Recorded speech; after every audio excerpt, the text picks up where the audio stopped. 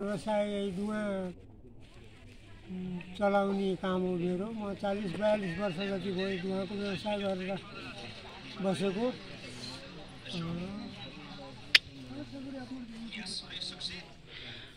अनि कति वर्ष भयो बुवाले डुङ्गा चलाउनु भएको? भयो 40-41 वर्ष जति भयो सर।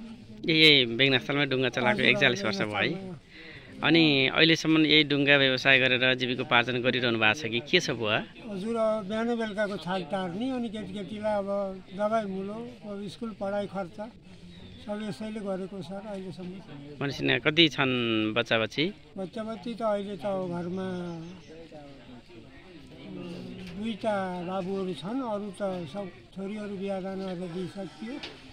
बाबुहरू छन् 2टै घरै, अब त्यस्तै खेती किसानको काम गरेर बस्छु। बुवा कति वर्षको हुनुभयो अहिले? म 70 वर्षको भयो सर। 70 वर्षसम्ममा डुङ्गा चलाउन सकिरहनु भएको छ? अब जान्दैन आफूले, अब यसो बिहान बेलुका छाक टार्ने व्यवसाय नै यही भएको हुनाले छोड्न माया लागेको भएर अब अहिले यसो सकिन्जेल चलाउँछु भन्ने। कस्तो छ बुवा समग्रमा यसको कमाइ कस्तो छ डुङ्गाबाट? कमाइ त पहिला त अलिअलि हुन्थ्यो के अरे सर, अहिले त डुङ्गाहरू धेरै भए, मान्छे धेरै भए, अब त्यति कमाइ छैन अहिले। त्यही नै अब बुढेसकालमा घर केही काम गर्न सकिन्न, यहाँ आएर यसो साथीभाइलाई भेटिने, नम्बर आए पालो खाने, पैसा बिहान बेलुका के खाँचो पर्छ उही लाने।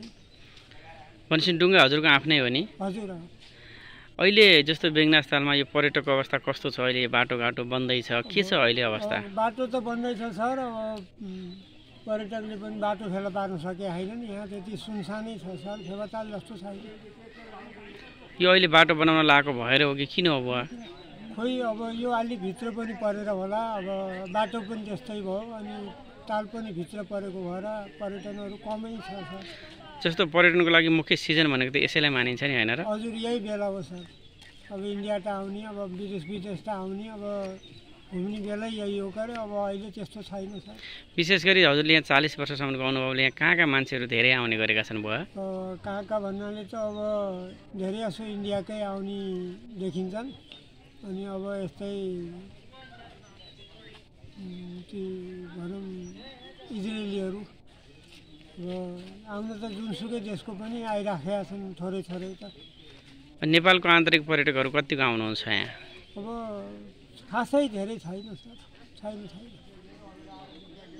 जस्तो आजकै कुरा गर्ने भने आज कतिवटा टिप चलाउनु भयो हजुरले? मैले बिहानदेखि त एउटा टिप नै आएन, नजिक नम्बर परेको छ, त्यही भएर कुरेको छु। अब आए आज खानियो भरेसम्म 5:30 बजेको समय छ, नत्र भोलि बिहानै घर त उठ्ने, मुख धुने, चिया पिउने, दौडिहाल्ने।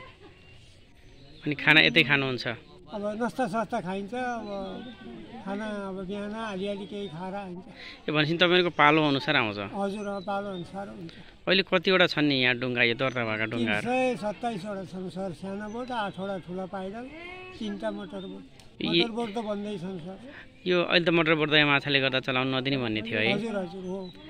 अनि जस्तो कि यो 300 भनेपछि 300 सबै एकै दिन डुल्ने हो कि आफ्नो आफ्नो पालो? सर अब आज 20वटा, अब एकदेखि त 327सम्म नम्बर छन्।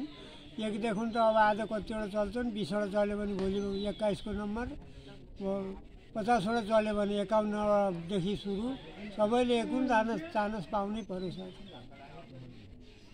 ए जस्तो आज 1देखि 50सम्म गयो भने भोलि 51बाट सुरु हुन्छ? ए भनेपछि अब जीविकोपार्जन हजुरको यही डुङ्गा नै हो कि के छ? नै छ सर, अरू त अब यहाँ कोही अब खेती किसान नि हुन्छ अलिअलि। पहिलाको जस्तो छैन अहिले? अहिले छैन सर, पहिला राम्रै हुन्थ्यो, पारीबाट मान्छे आउँथे, अब बाटो खुलेपछि धेरै नै कम भएको छ। आज जस्तो अहिले अब 4-5 बज्न लागिसक्यो, एउटा पनि आएको छैन भनेपछि धेरै आउँदा कति 2-3 टिप्समा पर्थ्यो पहिला?